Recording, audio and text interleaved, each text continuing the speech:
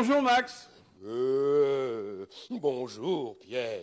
Tu as vu cette belle cuisine qu'on nous a préparée, hein? Oui, c'est vrai, elle est vachement bien. C'est la plus belle que j'ai jamais vue. Alors dis-moi, c'est ta première télévision aujourd'hui, t'as pas trop le trac? Non, tout va bien, je me suis bien préparé. Alors on va pouvoir commencer?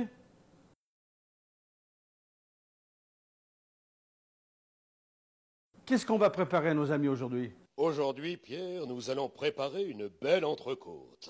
Alors dis-moi, pendant que je prépare mes outils et que je vais chercher la viande, si tu nous expliquais où ça se trouve dans la bête une entrecôte? Mais tout à fait, Pierre.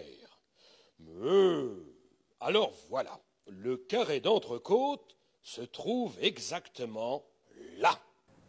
Dis-moi Max, explique à nos amis également où on peut acheter une bonne viande rouge à griller. Alors tout d'abord, il vous faut un bon boucher. Ensuite, il vous faut une bête bien nourrie, avec de la bonne herbe et tout ça et tout ça. Parce que quand une bête est bien nourrie, sa viande est forcément excellente. Et voilà. Et là, vous êtes prêt à découper une bonne grosse tranche. Quoi? C'est pas ça?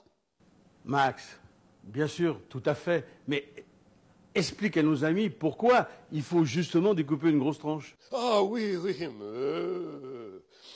parce que si la tranche est trop fine, la cuisson va être beaucoup trop rapide.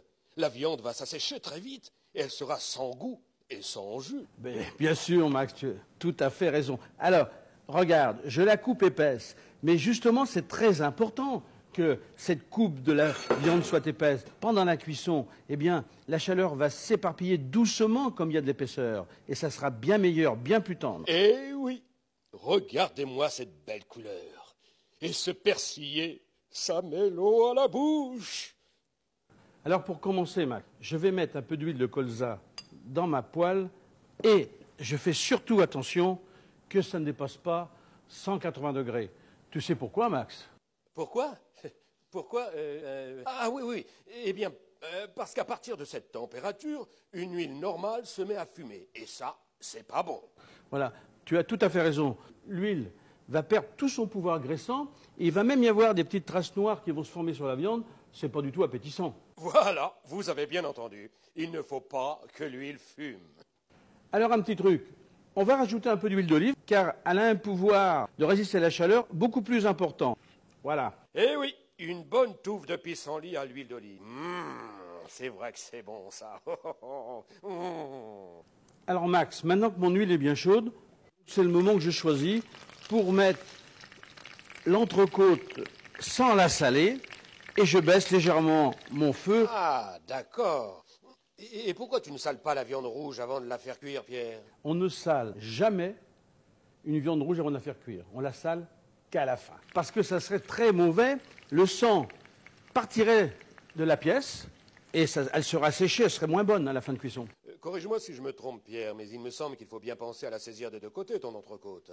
Bien sûr, on va la faire d'un côté, puis de l'autre. On va créer une carapace, elle sera bien dorée, le sang sera prisonnier à l'intérieur, et bien sûr, la cuisson sera bien meilleure. Oui, on appelle ce phénomène la réaction de Maillard. Oui, tout à fait, Max. Je vois que tu es bien informé. Cette croûte, elle va agir comme une carapace en bloquant le sang à l'intérieur. Donc il va tourner dans les petites veines en humidifiant la viande et en augmentant toutes ses saveurs. Et pourquoi arroses-tu la viande pendant la cuisson avec le beurre moussant? Eh bien exactement pour la même raison. Je vais détendre l'extérieur, en même temps je vais augmenter sa coloration et augmenter toutes les saveurs. Elle sera bien meilleure. Et voilà, vous êtes prêts à passer à table? Ma cuisson est prête, presque terminée, presque terminée. Voilà, regarde. Je la mets dans l'assiette et je la referme. Clac. Mais qu'est-ce que tu fais, Pierre? Et l'entrecôte? Elle se repose. Quoi? Mais je croyais qu'on la cuisait pour la manger, mais pas pour la mettre au lit. En cuisine, il ne faut pas confondre vitesse et précipitation. Une viande rouge, elle a besoin de se reposer après la cuisson. Et donc, eh bien, on la laisse environ 15 minutes. Et là, on pourra la reprendre. Donc, la chaleur va s'étendre dans la pièce de viande et les saveurs également. Et elle sera détendue et bien meilleure. Mais oui, je le savais.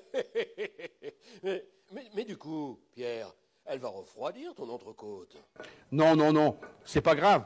Au bout de 15 minutes, elle aura refroidi effectivement. Donc je vais la reprendre.